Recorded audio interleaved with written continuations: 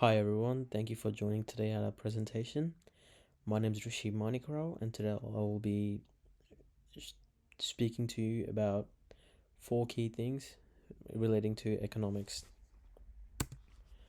First thing is how taxes impact consumer and producer welfare. Well, taxes affect consumer and producer welfare by altering the prices consumers pay and the prices producers receive for goods and services.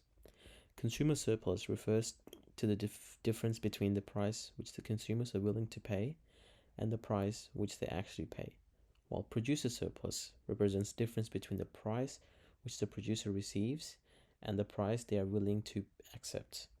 When taxes are imposed, the price paid by consumers increases, reducing consumer surplus, while the price received by producers decreases, and also reducing producer surplus.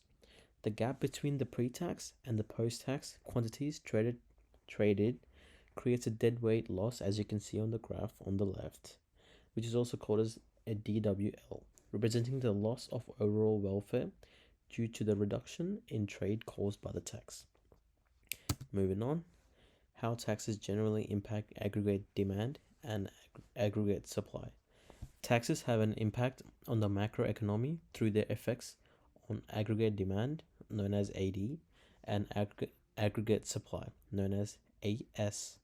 When taxes are increased, it reduces a household's disposable income, which is the money after tax, leading to a decrease in consumption and thus lowering aggregate demand.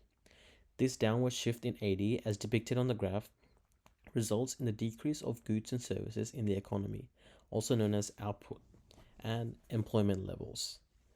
On the supply side, taxes can increase the cost of production for businesses, leading to a decrease in aggregate supply. This can further suppress the output and employment.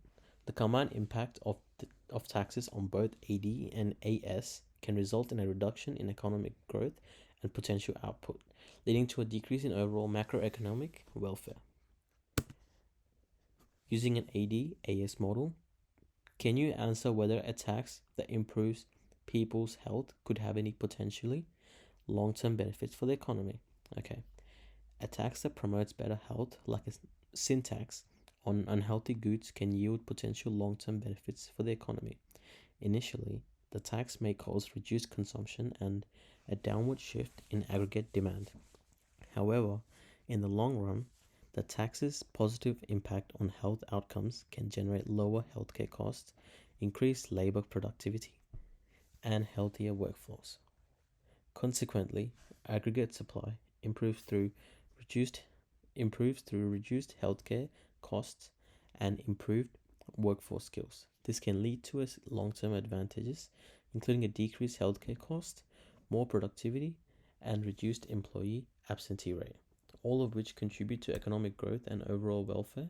These factors could result in potentially positive long-term effects on the economy. Using an empirical economic trick model to assess the health and economic growth consequences of a fat tax. To assess the health and economic growth consequences of a fat tax using an empirical economic model, data will be collected on health indicators such as obesity rates, healthcare costs, and economic variables such as GDP and employment.